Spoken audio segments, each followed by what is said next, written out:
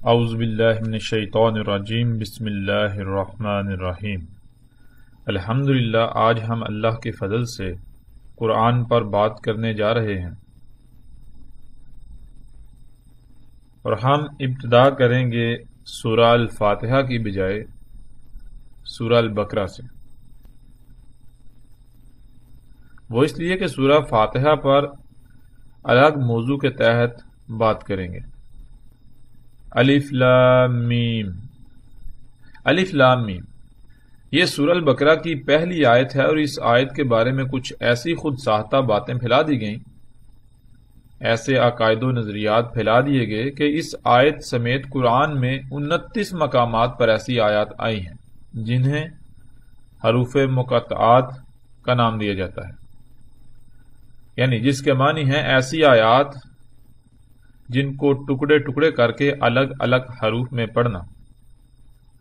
ان تمام 29 آیات کے بارے میں کسی کو علم نہیں سوائے اللہ کے۔ بعض لوگوں کا یہ کہنا ہے کہ ان آیات کا اللہ اور محمد علیہ السلام کے علاوہ کسی کو علم نہیں۔ ایک تیسرا طبقہ ایسا بھی ہے جن کا کہنا ہے کہ کچھ ایسی شخصیات گزری ہیں جنہیں ان آیات کا علم تھا، لیکن یا تو انہوں نے ان آیات کے علم کو آگے منتقل نہ کیا، یا پھر جنہیں منتقل کیا انہیں پر یہ سلسلہ رک گیا، تھم گیا۔ انہوں نے آگے ان آیات کا علم منتقل نہ کیا، جس وجہ سے نہ ہونے کے برابر لوگ ایسے ہیں یا ہو سکتے ہیں جنہیں ان آیات کا علم ہو۔ بہرحال مزید بھی کئی باتیں ایسی ہیں جو ان آیات کے بارے میں عام ہیں، لیکن جو سب سے زیادہ عام ہے وہ یہی عقائد و نظریات ہیں جو بیان کیے جا چکے ہیں۔ ان میں سب سے بڑا طبقہ وہ ہے جن کا کہنا یہ ہے کہ ان آیات کا اللہ اور اس کے رسول محمد علیہ السلام کے علاوہ کسی دوسرے کو علم نہیں ہے۔ یہ اللہ اور اس کے رسول کے درمیان، یعنی اللہ اور محمد علیہ السلام کے درمیان ہی کوئی پوشیدہ اسرار اور رموز پر مشتمل باتیں ہیں، اس لیے کسی دوسرے کو ان کے علاوہ علم نہیں ہے۔ اور اپنی بات کو سچا ثابت کرنی ہے، سورۃ آل عمران کی آیت نمبر 7 کا سہارا بھی لیتے ہیں۔ سورہ آل عمران کی آیت نمبر 7 کا سہارا لیتے ہوئے ان آیات کو متشابہات قرار دیتے ہیں، اور ان آیات کے بارے میں بات کرنے والوں پر کفر تک کے فتوے داغ دیتے ہیں۔ حالانکہ حقیقت کیا ہے، ہم جیسے سے آگے بڑھیں گے تو حقیقت کھل کر واضح ہوتی چلی جائے گی۔ ان آیات کا جواب نہ ملنے کی صورت میں آج تک ایک بہت بڑی تعداد میں لوگوں نے اس بات کا سہارا لیا کہ یہ اللہ کا کلام کیسے ہو سکتا ہے، کیسے انسانوں سے اللہ کلام کر رہا ہے، یہ کیسی بات کر رہا ہے۔ پہلی ہی بات وہ کر رہا ہے کہ جس کا کسی کو علم تک نہیں۔ ایک طرف قرآن کو ہدایت کے لیے اتارنے کا دعویٰ، اور دوسری طرف ایسی آیات کے جن کا کسی کو علم ہی نہیں دیا۔ جب علم دینا مقصود ہی نہیں تھا تو پھر ایسی آیات کو اتارا ہی کیوں؟ مطلب یہ کہ اس طرح کے لا تعداد اعتراضات موجود ہیں، لیکن اصل سوال تو یہ پیدا ہوتا ہے کہ آخر اس کی اصل وجوہات کیا ہیں؟ کیا حقیقتاً ایسا ہی ہے کہ اللہ سبحانہ و تعالیٰ نے ان آیات کو بغیر کسی مقصد کے اتار دیا؟ اللہ نے ان کا کسی کو علم ہی نہیں دیا، گویا کہ یہ بغیر کسی مقصد کے اتار دی گئی۔ اور اگر ایسا نہیں ہے تو یہ خود کو علماء و مفسرین کہلانے والے اللہ کے نمائندے بر قرآن کی ترجمانی کرنے والے، اللہ کے کلام کی ترجمانی کرنے والوں کو کس نے یہ حق دیا کہ وہ ان آیات کے بارے میں ایسے عقائد و نظریات گھڑ کر پھیلا دیں تاکہ کوئی ان سے سوال نہ کرے، اور سارے کے سارے الزامات اور ملبہ اللہ کی ذات پر ہی ڈال دیا جائے کہ وہی اس کا ذمہ دار ہے؟ یا پھر حقیقت یہ ہے کہ اصل قصوروار اور ذمہ دار یہی طبقہ ہے جنہیں لوگ آج تک سروں پر بٹھا کر رکھتے آئے ہیں؟ یعنی اللہ سبحانہ و تعالیٰ نے ایسا نہیں کیا کہ وہ ان آیات کو چھپاتا یا ان آیات کو اتارنے کا کوئی مقصد نہیں تھا، بلکہ ان لوگوں کی سمجھ میں نہ آئی۔ ان لوگوں کی سمجھ میں آئی تو انہوں نے الٹا الزام جو اللہ تعالیٰ کے اوپر عائد کر دیا، بھائی اللہ نے ہی ان کو چھپا کر رکھا ہے، بغیر کسی مقصد کے اتار دیا۔ بہرحال ان تمام تر باتوں، عقائد و نظریات کو ایک طرف رکھتے ہوئے ہم اپنے موضوع کی طرف آتے ہیں۔ قرآن کو سمجھنے کے لیے کچھ بنیادی باتوں کا سمجھنا بہت ضروری ہے۔ جب تک ہم ان باتوں کو سمجھ کر مد نظر نہیں رکھیں گے تب تک قرآن کا کھلنا ناممکن ہو جائے گا۔ اور ان میں سب سے پہلی بات یہ ہے کہ لفظ آیت، آیت کیا ہے، آیت کسے کہتے ہیں، یا آیت کا معنی کیا ہے؟ جب تک ہم لفظ آیت کو نہیں سمجھ لیتے تب تک قرآن کا سمجھنا بہت مشکل ہے، کیونکہ جب بھی آپ کوئی کام کرتے ہیں تو اس کام کے شروع کرنے سے پہلے کچھ بنیادی باتیں، کچھ اصول ایسے ہوتے ہیں جن کو سمجھنا ضروری ہوتا ہے، ورنہ بعد میں نقصان کا سامنا کرنا پڑ سکتا ہے۔ تو بالکل اسی طرح ہم قرآن کو شروع کرنے سے پہلے، ہم قرآن پر بات کرنے سے پہلے کچھ بنیادی باتیں، کچھ بنیادی اصول ہیں کہ جن کو ہم سامنے رکھتے ہوئے آگے بڑھیں۔ ان میں سب سے پہلا اصول یا سب سے پہلی بات لفظ آیت۔ آیت کیا ہے؟ اللہ سبحانہ و تعالیٰ نے قرآن میں صراحت کے ساتھ کہا کہ اللہ نے ہر شے سے اس کا جوڑا بنایا، جیسا کہ آپ سکرین پر نظر آنے والی اس آیت میں دیکھ سکتے ہیں۔ اس وقت سکرین پر آپ کو سورہ زاریات کی آیت نمبر 49 نظر آ رہی ہے، اور اس میں اللہ سبحانہ و تعالیٰ کہتے ہیں وَمِن كُلِّ شَيْءٍ خَلَقْنَا زَوْجَيْنِ، اور ہر شے سے خلق کیا ہم نے اس کا جوڑا۔ ناظرین، لفظ آیت کا جوڑا کیا ہے؟ جب ہم لفظ آیت کو سمجھ لیں گے تو اس کا جوڑا خود بخود ہی واضح ہو جائے گا۔ آیت کسے کہتے ہیں؟ آیت کہتے ہیں کسی شے کو ایسے بند کرنا کہ وہ ہر پہلو سے، ہر طرف سے چھپ جائے، مگر ایک چھوٹا سا حصہ، چھوٹا سا پہلو کھلا چھوڑ دیا جائے۔ کھلا چھوڑ دینا جو بالکل سامنے ہو، جس میں غور کرنے سے، یعنی اس کی گہرائی میں جانے سے، اس کے پیچھے پڑنے سے اس کی اصل تک پہنچ جانا، یعنی پوری کی پوری شے کا کھل کر ہر پہلو سے سامنے آ جانا۔ تو ناظرین، پوری شے کو بند کر دینا جس سے وہ چھپ جائے، اور اس میں سے جو چھوٹا سا حصہ سامنے کھلا چھوڑ دیا، جس میں غور کرنے سے، جس کی گہرائی میں جانے سے یا جس کے پیچھے پڑنے سے اصل شے کھل کر سامنے آ جائے، وہ جو چھوٹا سا حصہ ہے وہ آیت کہلاتا ہے۔ باقی ساری کی ساری شے چھپا دی گئی، بند کر دی گئی، مگر اس کا ایک چھوٹا سا پہلو، چھوٹا سا حصہ وہ بالکل سامنے رکھ دیا گیا، جس میں غور کرنے سے، جس کا باریک بینی سے جائزہ لینے سے، جس کی گہرائی میں جانے سے شے کھل کر واضح ہو جائے گی۔ یہ ہوتی ہے آیت۔ اس بات کو بیان کرنے، یعنی یہاں کھولنے کا مقصد ہی یہی تھا کہ اللہ نے اس قرآن میں آیات اتاری ہیں، نہ کہ بینات۔ اللہ سبحانہ و تعالیٰ ہی ان آیات کو بیان کرتا ہے، مگر کیسے کرتا ہے اس کو جاننا بھی بہت ضروری ہے۔ اللہ سبحانہ و تعالیٰ آیات کو بیان کرتا ہے جیسے اللہ کا قانون ہے۔ اللہ کیسے آیات کو بینات میں بدلتا ہے، اللہ کا وہ قانون کیا ہے، اس پر بھی آگے جا کر صراحت کے ساتھ بات ہوگی۔ لیکن یہاں جو بات ایک اور سامنے ہم نے رکھنی ہے وہ یہ کہ ہم نے کہا تھا کہ اللہ نے ہر شے سے اس کا جوڑا بنایا۔ تو جب ہم لفظ آیت سمجھ آ جائے، آیت کیا ہے، تو لامحالہ بہت ہی آسانی سے اس کا جوڑا کیا ہے وہ بھی سمجھ آ جاتا ہے۔ تو آیت جو لفظ ہے اس کا جوڑا کیا ہے؟ جوڑا ہے اس کا بین، لفظ بین۔ بین کہتے ہیں کسی شے کا ہر لحاظ سے، ہر پہلو سے کھل جانا، کھلا ہوا ہونا، مکمل ہر پہلو سے، ہر طرف سے بالکل واضح کھلا ہوا ہونا، سامنے ہونا، کسی بھی پہلو سے اس کا چھپا ہوا نہ ہونا۔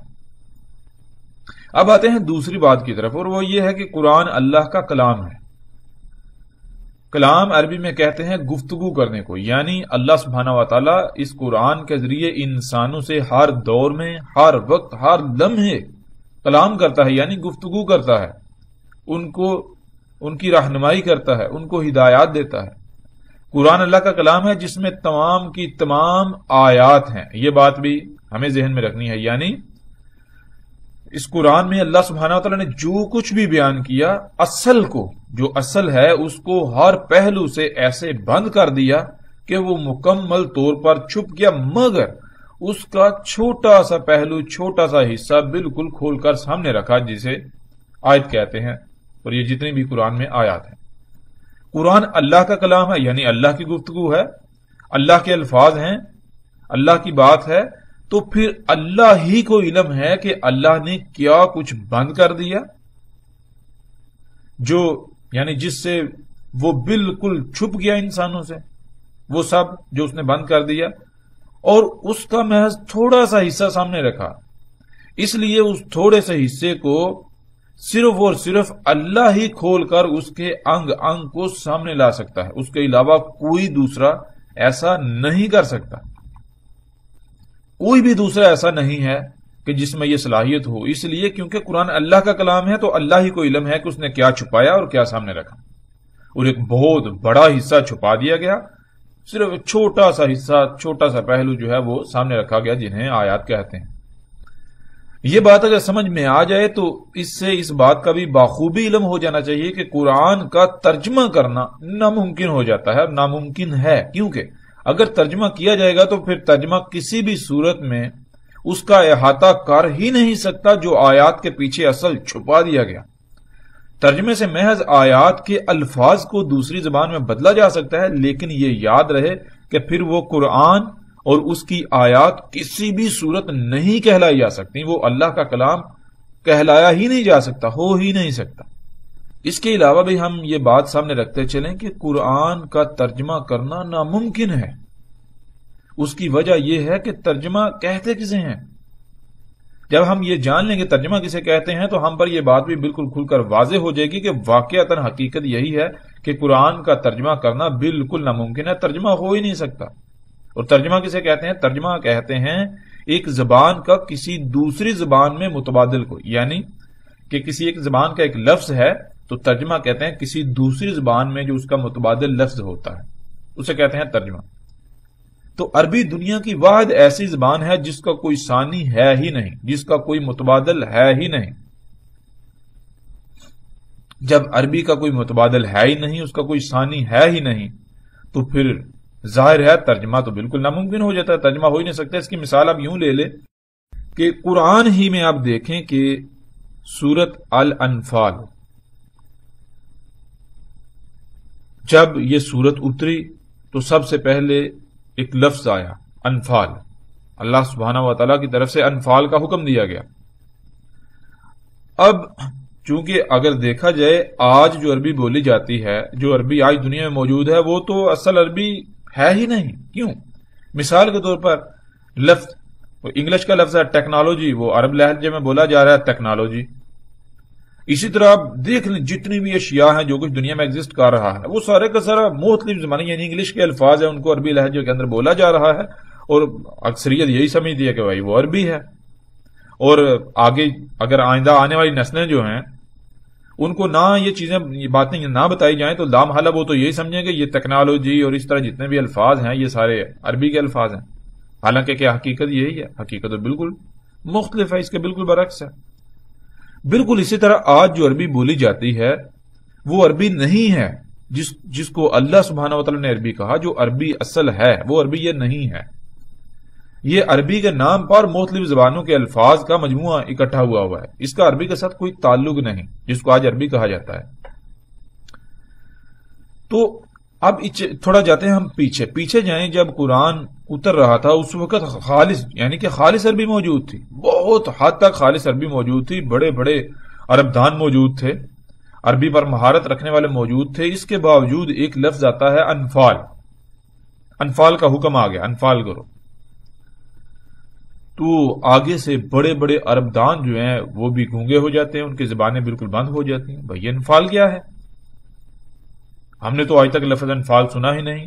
اب یا تو ہم یہ کہہ دیں کہ انفال عربی کا لفظ ہی نہیں، اور اگر عربی کا لفظ ہے تو ہمیں یہ دیکھنا چاہیے کہ اس وقت کے عرب جو خالص عربی جاننے کے دعوے دار تھے، جو اس وقت جو خالص عربی تھی، کوئی دوسرے کلچر، دنیا گلوبل ولیج نہیں تھی ان کے ساتھ، یعنی کہ وہ مکس اپ نہیں ہوا تھا کہ جس کی وجہ سے بندہ کہا جائے کہ عربی کے اندر وہ ملاوٹ تھی، وہ چیز بھی نظر نہیں آتی۔ اس کے باوجود ایک لفظ انفال آتا ہے، سب کے سب خاموش۔ بھائی انفال کیا ہے؟ اب یہ بھی انکار نہیں کیا جا سکتا کہ یہ عربی کا لفظ ہی نہیں، بھائی لفظ تو عربی کا ہے، لیکن کسی کو علم ہی نہیں۔ اب ایک لفظ انفال کی وضاحت کے لیے، ایک لفظ انفال کی وضاحت کے لیے پوری کی پوری سورت انفال جو ہے وہ اتری۔ یعنی آپ جب غور کریں تو صرف ایک لفظ انفال کیا ہے اس کی وضاحت کرنے کے لیے عربی ہی کے اندر ایک پوری اتنی لمبی چوڑی سورت آ گئی، سورہ الانفال جسے ہم جانتے ہیں۔ سورہ انفال کیا ہے؟ سورہ انفال جو ہے وہ پوری کی پوری سورت جو ہے وہ صرف ایک لفظ انفال کی وضاحت ہے، یہ ہے عربی۔ تو جب حقیقت یہ ہے جو کہ ہم جان چکے ہیں، تو پھر کسی بھی لحاظ سے، کسی بھی پہلو سے یہ کس طرح ممکن ہو سکتا ہے کہ قرآن کا ترجمہ کیا جا سکے، کسی دوسری زبان میں قرآن کو بطور متبادل پیش کیا جا سکے؟ یہ تو ناممکن ہے، ہو ہی نہیں سکتا۔ اس کے باوجود اگر ترجمہ کیا جائے گا تو یہ بات جان لینی چاہیے کہ عربی میں اوپر اللہ کا کلام اور نیچے ترجمے کی شکل میں شیطان کا کلام موجود ہوگا۔ اب شیطان، جو کہ اکثریت یہ سمجھتی ہے کہ شیطان ایک فرد واحد ابلیس ہے، جن ہے، لیکن حقیقت یہ نہیں ہے۔ اس کے اوپر بھی ہم آگے چاہ کر بات کریں گے، تفصیل کے ساتھ بات کریں گے، لیکن یہاں مختصر ہم بات کرتے جاتے ہیں شیطان کیا ہے۔ بالکل مختصر ہم بات کرتے ہیں، شیطان کہتے ہیں ہر اس شے کو جو انسان کو اصل کی طرف جانے سے روک دے اور اپنی طرف کھینچ لے، یعنی ہر وہ شے شیطان کہلائے گی کہ جو آپ کے مشن میں، جو آپ کا اصل مقصد ہے، اس کی طرف جانے میں رکاوٹ پیدا کرے، آپ کو روک دے کسی بھی طرح سے، ٹھیک ہے، وہ اپنی طرف کھینچ لے۔ تو ترجمہ محض شیطان کے علاوہ کچھ نہ ہوگا، یعنی ترجمے کا اصل کام ہی یہی ہوگا کہ انسان اور اللہ کے درمیان رکاوٹ حائل کر دینا، نہ انسان اللہ کے ساتھ کلام کر سکے اور نہ ہی ہدایت پا سکے، یوں درمیان ترجمے کی صورت میں شیطان اسے اچک لے۔ یہ بات ہے تو انتہائی کڑوی ان لوگوں کے لیے جو ترجمے کو بھی اللہ کا کلام قرآن ہی سمجھتے ہیں، لیکن جو بھی ہو حق یہی ہے اور حق کسی کی ملامت کی پرواہ نہیں کرتا اور نہ ہی کسی مصلحت کی وجہ سے باطل سے دب جاتا ہے یا پھر خاموش ہو جاتا ہے، ایسا قطعاً نہیں ہے۔ جو حق تھا، جو حقیقت تھی، وہ ہم نے آپ کے سامنے رکھ دی، آپ چاہیں تو تسلیم کریں، چاہیں تو نہ تسلیم کریں، فیصلہ آپ کے ہاتھ میں ہے۔ بہرحال وقت اپنا جب فیصلہ سنائے گا تو وہ آپ کو مجبوراً پھر ماننا پڑے گا، تب سوائے پچھتاوے کے کچھ نہیں رہے گا۔ بہرحال ترجمہ ہم جان چکے ہیں کہ قرآن کا ناممکن ہے، مگر قرآن کی آیات کے معنی بیان کیے جا سکتے ہیں، اور پھر یہ بات بھی ذہن میں ہونا لازمی ہے کہ معنی سے مراد ترجمہ قطعاً نہیں ہے۔ اکثر لوگ معنی سے مراد ترجمہ لے لیتے ہیں، اس لیے یہاں اس بات کا واضح ہونا بہت ضروری ہے تاکہ کوئی بھی کسی بھی غلط فہمی کا شکار نہ ہو، نہ ہی ہماری بات کو وہ توڑ مروڑ کر پیش کر سکے، اس سے کچھ اور بات اخذ کر سکے۔ اس لیے ہم اس بات کو بھی یہاں پر واضح کر دیتے ہیں۔ معنی کسی لفظ کو دوسری زبان میں سمجھنے یا سمجھانے کی غرض سے استعمال ہونے والے الفاظ کے مجموعے کو کہتے ہیں، جس میں اکثر مثالوں کا بھی سہارا لیا جاتا ہے۔ یوں وہ مثالیں جن سے لفظ کو سمجھا جائے وہ معنی کا حصہ کہلاتی ہیں۔ یہ ہے معنی کی تعریف۔ الحمدللہ اب تک دو باتیں ہماری واضح ہو چکی۔ پہلی لفظ آیت کے بارے میں اور اس کا جوڑا بین، دوسری قرآن کا اللہ کا کلام ہونا۔ اب آتے ہیں تیسری کی طرف۔ تیسری بات ہے قرآن الحکیم ہے،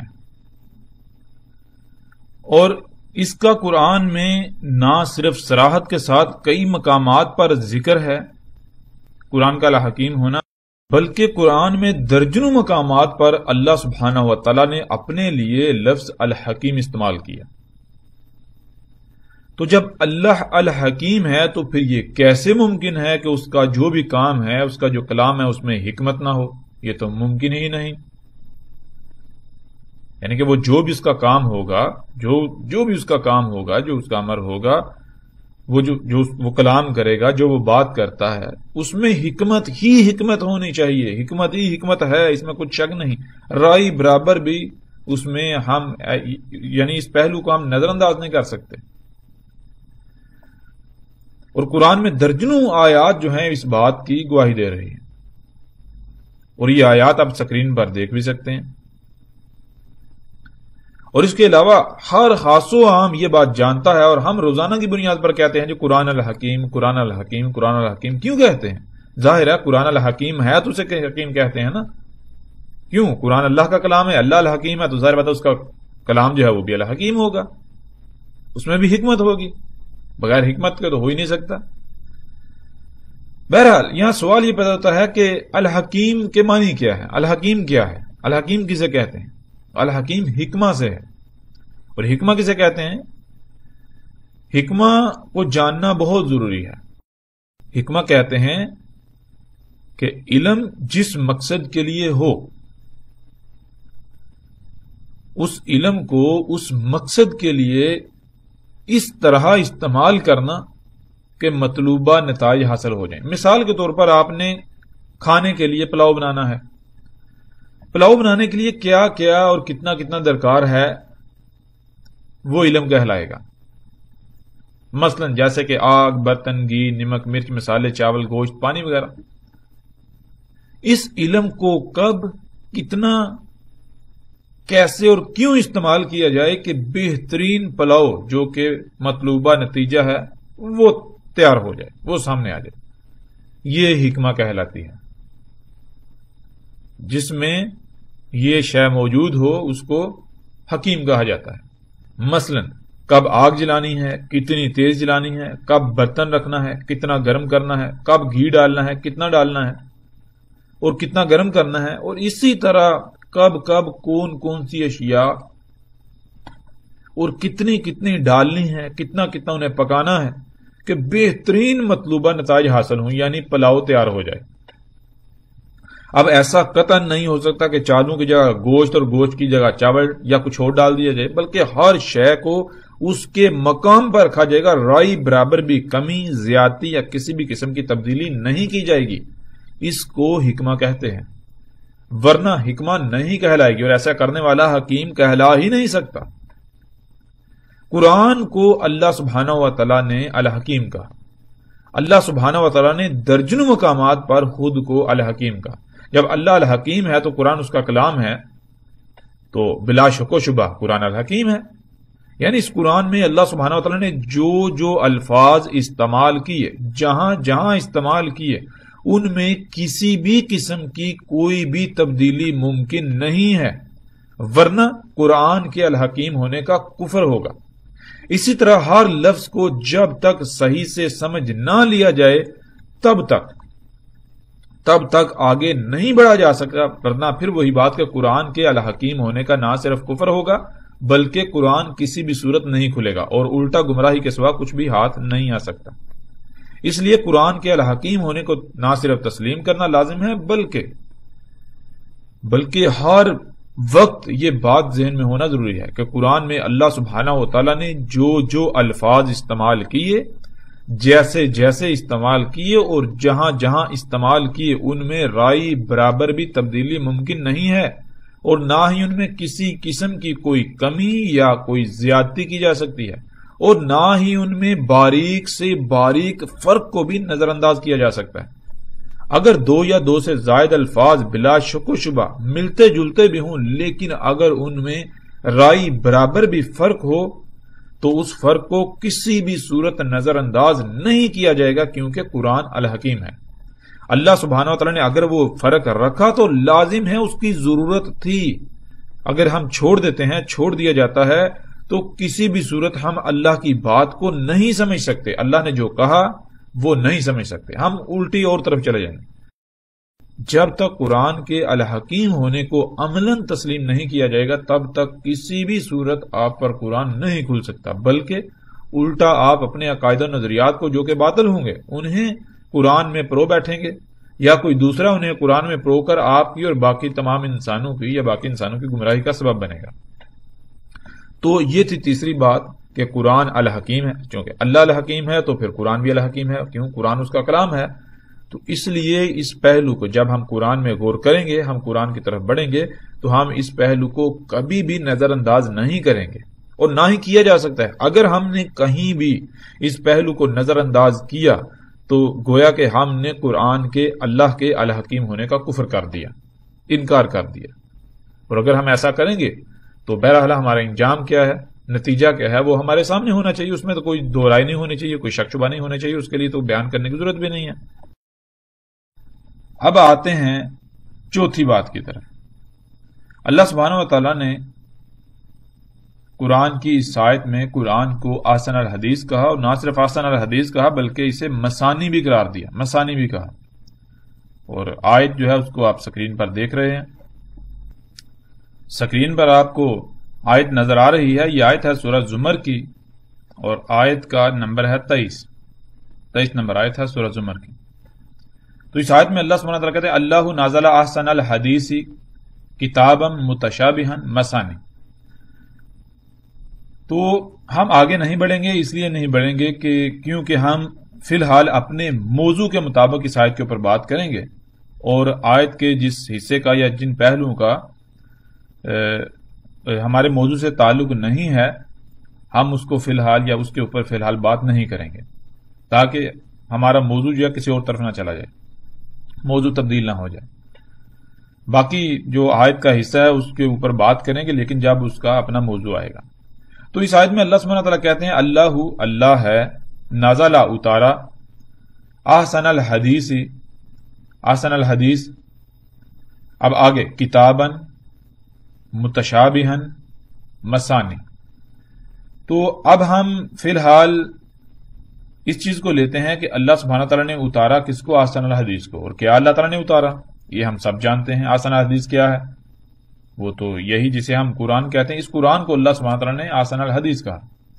بہرحال بیچ میں کتاباً آتا ہے، متشابہاً آتا ہے، آگے آ جاتا ہے مثانی۔ بہرحال تو اللہ سبحانہ تعالیٰ نے کیا اتارا یہ ہم جانتے ہیں کہ یہ قرآن اتارا۔ اس قرآن کو اللہ سبحانہ تعالیٰ نے احسن الحدیث کہا، احسن الحدیث بھی کہا، اور نہ صرف احسن الحدیث کہا بلکہ اس کو مثانی بھی کہا۔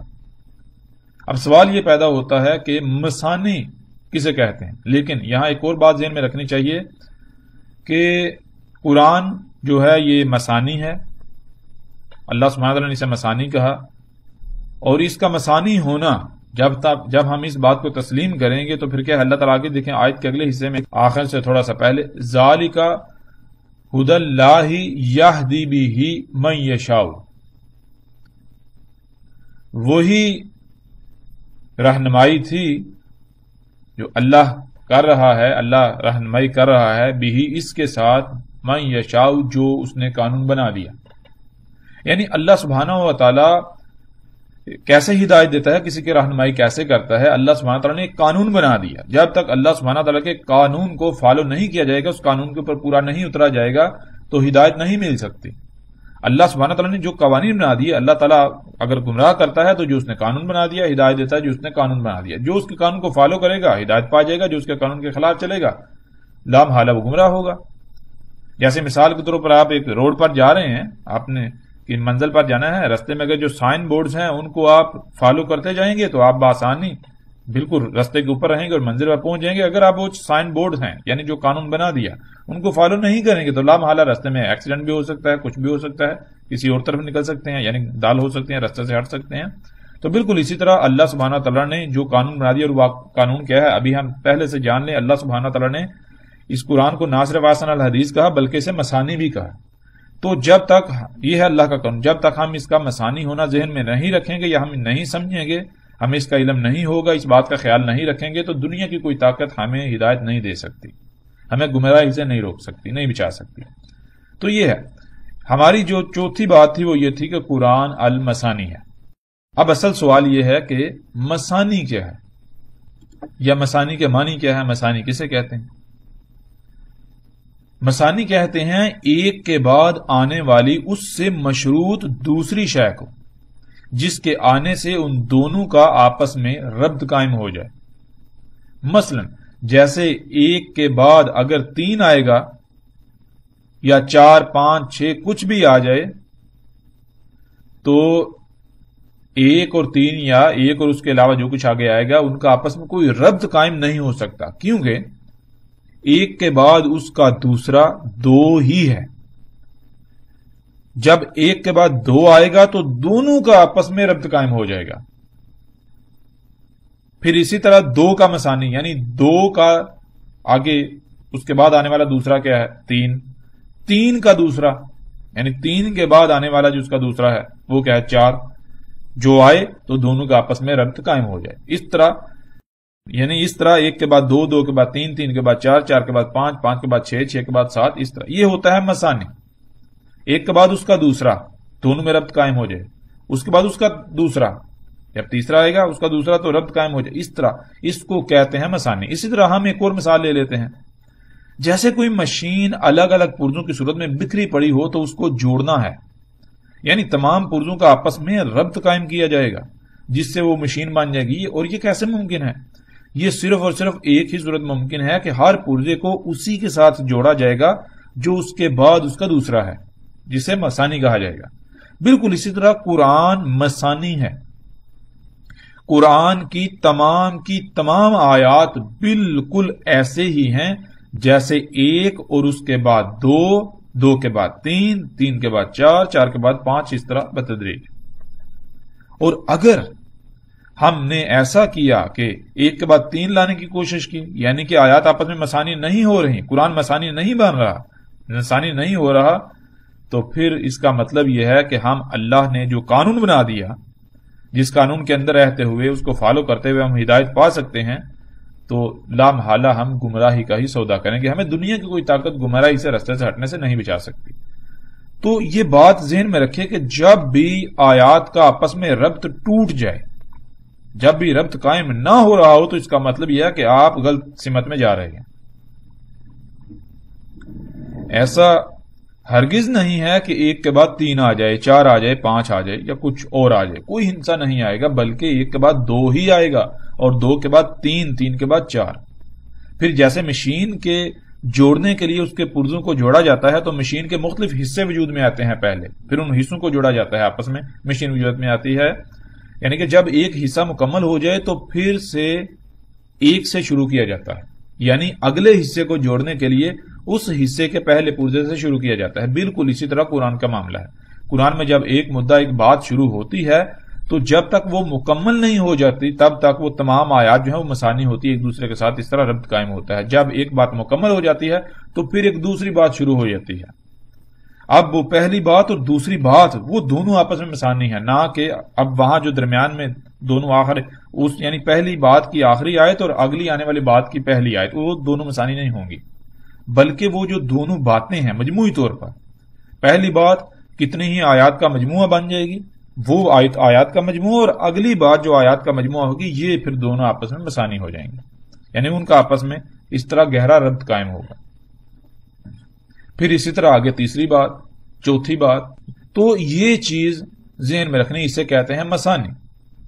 یعنی چند آیات کے مجموعے بھی مثانی ہیں، آیات اپنے آپ میں بھی مثانی ہیں. اگر قرآن کا مثانی ہونا تسلیم نہیں کیا جائے گا تو پھر وہی بات کہ قرآن کھلنے کے بجائے الٹا گمراہی کا ہی سودا ہاتھ میں آئے گا.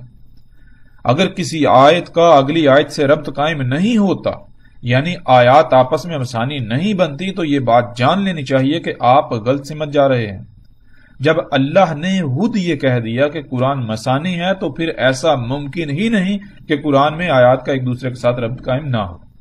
اگر ربط قائم نہیں ہوتا، جیسے ایک کے بعد دو آتا ہے، دو کے بعد تین آتا ہے، اسی طرح بتدریج پوری گنتی، تو نہ صرف قرآن کے مثانی کا کفر ہوگا، مثانی ہونے کا، بلکہ اس سے پہلے اللہ کا کفر، اللہ کے قانون کا کفر ہو جائے گا، اللہ کے الحکیم ہونے کا کفر ہو جائے گا. یہ ساری باتیں ذہن میں ہونا ضروری ہیں. ایسا قطعاً نہیں ہے کہ پہلی آیت میں کچھ اور بات ہو رہی ہے اور اگلی آیت میں کچھ اور، دونوں کا آپس میں کوئی ربط ہی نہ ہو. یہاں ایک اور لفظ کو سمجھنا بہت ضروری ہے، اور وہ لفظ ہے حدیث. لفظ حدیث حدثہ سے ہے، جس کے معنی ہے ماضی میں ہو چکنے کے، یعنی ایسا واقعہ، ایجاد یا حادثہ وغیرہ جو ماضی میں ہو چکا ہو. یہ انسان کی فطرت میں شامل ہے کہ جب بھی اس کے سامنے کوئی ایسا معاملہ پیش آتا ہے جو اس کے لیے اہمیت کا حامل ہو اور پیچیدہ بھی ہو، تو وہ رہنمائی کے لیے اس سے رابطہ کرتا ہے جو پہلے ویسا ہی کام کر چکا ہوتا ہے، تاکہ اس کے واقعے کو سن کر اس سے تجربہ حاصل کر کے آگے قدم اٹھایا جائے، جس سے نہ صرف کام آسانی اور بہتر طریقے سے ہوگا بلکہ نقصان سے بھی بچا جا سکے گا. بالکل اسی طرح آپ دیکھ سکتے ہیں کہ جب بھی کوئی معاملہ یا مسئلہ پیش آتا ہے تو لوگ گزرے واقعات کی مثالیں دیتے ہیں یا ان واقعات کا مطالعہ کر کے ان سے رہنمائی لیتے ہیں. جیسے مثال کے طور پر تاریخ کی کتابیں ہیں، ان سے استفادہ کیا جاتا ہے. انہی تاریخ کی کتابوں کو طرح طرح کے نام دیے جاتے ہیں، جیسے خود کو مسلمان کہلوانے والے تمام تر فرقوں کے ہاں ایسی تاریخی روایات پر مشتمل کتابیں موجود ہیں جنہیں وہ طرح طرح کے نام دیتے ہیں. اور لوگوں کی نظروں میں ان کتب کی غیر معمولی اہمیت متعارف کروانے کے لیے بھی کئی طرح طرح کے اقدامات کا سہارا لیا گیا اور آج تک لیا جا رہا ہے. تو جتنی بھی تاریخی روایات پر مشتمل کتابیں ہیں، یعنی جن میں وہ معلومات درج ہیں، وہ واقعات درج ہیں جو کچھ ماضی میں ہو چکا، انہیں عربی میں حدیث کہا جاتا ہے. اسے کہتے ہیں حدیث. اللہ سبحانہ و تعالیٰ نے قرآن کو احسن الحدیث کہا. احسن کسے کہتے ہیں؟ احسن کہتے ہیں جس سے بہتر اور کوئی نہ ہو اور نہ ہی ہو سکتا ہے. مطلب یہ کہ تم رہنمائی کے لیے جب ایسی ضرورت پڑے تو اس کے لیے تاریخی روایات پر مبنی سب سے بہترین مواد اسی قرآن میں ملے گا جس سے تمہیں رہنمائی مل سکے. اس میں بیان کیے گئے واقعات سے سبق حاصل کرو، تجربہ حاصل کرو. اس میں بیان کردہ واقعات میں غور کر کے ان میں تمہیں تمام تر نقصانات سے بچنے کے لیے ہدایات مل سکیں گی جو تمہیں ممکنہ طور پر درپیش آنے والے نقصانات سے بچا سکیں. اللہ سبحانہ و تعالیٰ نے جب قرآن کو احسن الحدیث کہا تو پھر اس قرآن کے مقابلے پر کوئی بھی دوسری تاریخی روایات پر مبنی کتاب یا مواد کو لایا جاتا ہے یا اس سے ترجیح دی جاتی ہے تو وہ اللہ کے کلام کا کفر ہوگا، قرآن کے احسن الحدیث ہونے کا کفر ہوگا. یہ بات ہم نے اس لیے واضح کر دی کیونکہ سادہ لو عوام کو ایسے جاہلانہ طریقوں سے شیاطین اپنا شکار بنا رہے ہیں کہ کوئی ان کے سامنے بات کرنے والا نہیں، ان کو کوئی جواب تک دینے والا نہیں، اور یوں وہ آزادانہ دندناتے پھر رہے ہیں اور لوگوں کے سامنے مختلف تاریخی روایات پر مبنی کتب رکھ کر قرآن کی اس آیت کو بطور دلیل پیش کرتے ہیں کہ دیکھو اللہ نے قرآن میں کہا کہ اس نے حدیث کو بھی اتارا ہے. تو یہ بات بالکل کھل کر واضح ہو جانی چاہیے کہ اللہ سبحانہ و تعالیٰ نے اس قرآن کو احسن الحدیث کہا، نہ کہ اس کے علاوہ کسی اور کو. اور اگر کوئی اس بات کو نہ مانے اور یہ کہے کہ نہیں اور کتابوں کو احادیث کہا گیا جنہیں ہم احادیث کہتے ہیں، جنہیں یہ لوگ کتب احادیث کا نام دیتے ہیں، تو پھر ہم ضرور ان کی بات مان لیں گے، ضرور، لیکن اس سے پہلے فیصلہ قرآن سے ہی لیں گے. اللہ سبحانہ و تعالیٰ نے نہ صرف احسن الحدیث کو اتارا بلکہ اسے مثانی بھی قرار دیا. تو ٹھیک ہے، جسے یہ لوگ حدیث بنا کر پیش کرتے ہیں، ہم ان تمام کی تمام کتابوں کو کھلے دل سے تسلیم کرنے کو تیار ہیں اگر وہ قرآن میں اللہ کی بیان کردہ اس شرط پر پورا اتریں، وہ اللہ کے قانون پر پورا اتریں، یعنی کہ وہ مثانی ثابت ہوں. ہم وہ تو کیا، اس کے علاوہ ہم دنیا کی کسی بھی کتاب صرف حدیث ہی نہیں بلکہ احسن الحدیث ماننے کو تیار ہیں اگر وہ کتاب مثانی ثابت کر دی جائے، ان میں موجود سارے کا سارا مواد اور ایک ایک لائن کا آپس میں ربط ثابت کر دیا جائے، کیونکہ یہی اللہ سبحانہ تعالیٰ کا فیصلہ و قانون ہے. اور پھر اللہ سبحانہ و تعالیٰ نے یہ کہا کہ اللہ سبحانہ تعالیٰ نے اتارا احسن الحدیث کو، یعنی ایسی حدیث جس سے اوپر کوئی اور ہو ہی نہیں سکتی. یعنی کہ اگر کسی سے بھی تم موازنہ کر لو، کسی سے بھی موازنہ کر لو تو کوئی بھی اس کے اوپر ثابت ہو ہی نہیں سکتی، کوئی اس کا ثانی بن ہی نہیں سکتا. تو اگر ان شرائط کے اوپر وہ چیزیں پورا اترتی ہیں تو ہم تسلیم کرنے کو تیار ہیں. لیکن سب سے پہلی بات یہ ہے کہ اگر کوئی دوسری کتاب، کوئی دوسری شے قرآن کے سامنے آ جاتی ہے، وہ احسن الحدیث ہو جاتی ہے، تو پھر قرآن آٹومیٹکلی نیچے آ جاتا ہے. پھر قرآن کو کہاں لے کر جائیں گے؟ پھر قرآن تو احسن الحدیث نہ ہوا، پھر قرآن کی تو اپنی کوئی ویلیو، مقام تو رہا ہی نہیں. تو جو اللہ سبحانہ تعالیٰ نے قانون بنا دیا، جو شرائط اللہ سبحانہ تعالیٰ نے طے کر دیں، واضح کر دیں، اگر کوئی کتاب ان شرائط پر پورا اترتی ہے، کوئی ثابت کرتا ہے، تو ہم آنکھیں بند کر کے اس کو احسن الحدیث، حدیث کے احسن الحدیث تسلیم کرنے کو تیار ہیں. لیکن پھر وہی بات، یہ بات جان لینی چاہیے کہ اللہ سبحانہ و تعالیٰ نے قرآن کو احسن الحدیث کہا.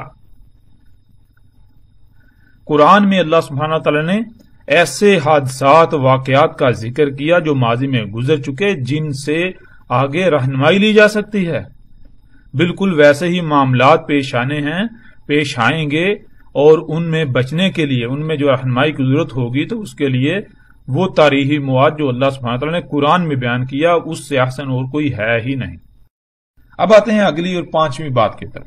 پانچویں بات یہ ہے کہ قرآن میں اللہ سبحانہ تعالیٰ نے قرآن کے نزول سے لے کر، اس کے اتارے جانے سے لے کر سات کے قیام تک، ہر وقت، ہر دور، حتیٰ کہ ایک ایک لمحے کے لیے ہدایات کو نہ صرف ہر پہلو سے پھیر پھیر کر بیان کر دیا، بلکہ مسئلوں سے بیان کیا،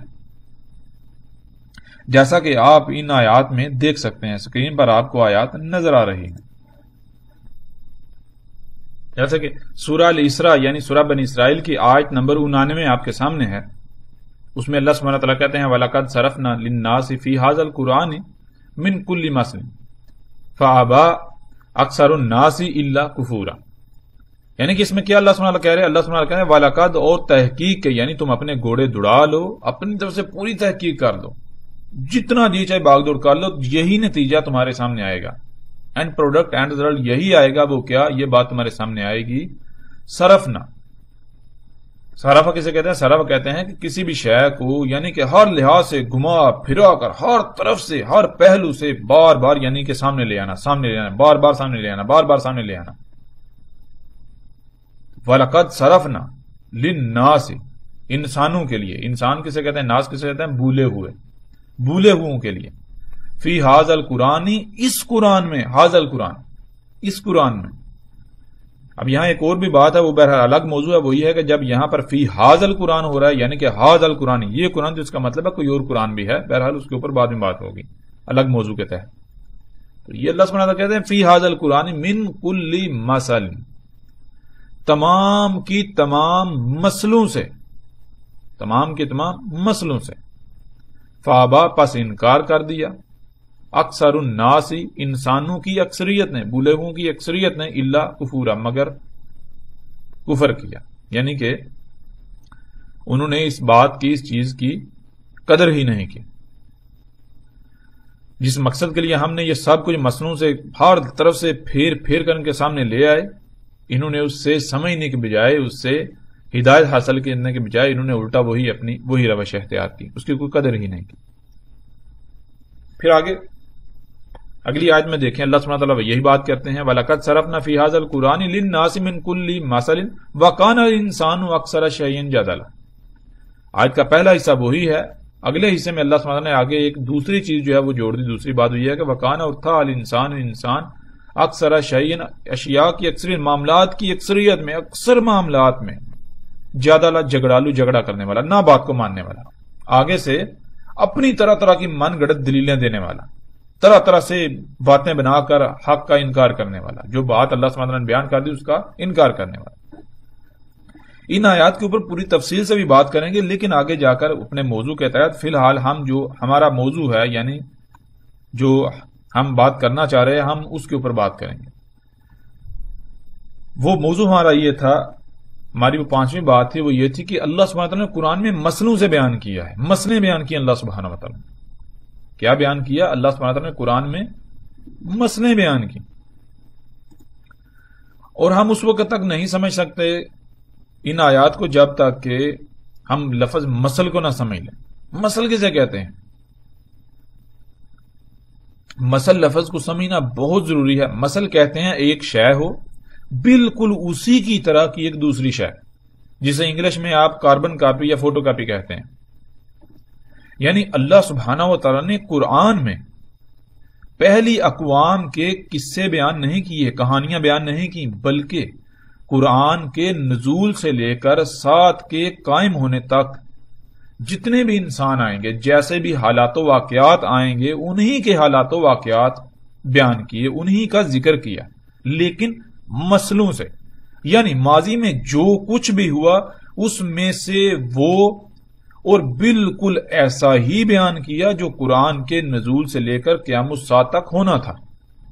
جیسا کہ قرآن میں ہم بنی اسرائیل کے واقعات کو پڑھتے ہیں تو وہ بنی اسرائیل کے قصے کہانیاں نہیں ہیں، بلکہ وہ ان کے بعد آنے والی اس موجودہ امت کے ہی، موجودہ انسانوں کے ہی حالات و واقعات بیان کیا گئے، انہی کے اس امت کے حالات و واقعات بیان کیے گئے بنی اسرائیل سے منسوب کر کے۔ یعنی بنی اسرائیل نے بہت کچھ کیا، لیکن اس میں سے صرف وہ بیان کیا کہ بالکل ویسا ہی جو اگلی امت نے کرنا تھا، یعنی جن کو بتایا جا رہا، جن کو سنایا جا رہا۔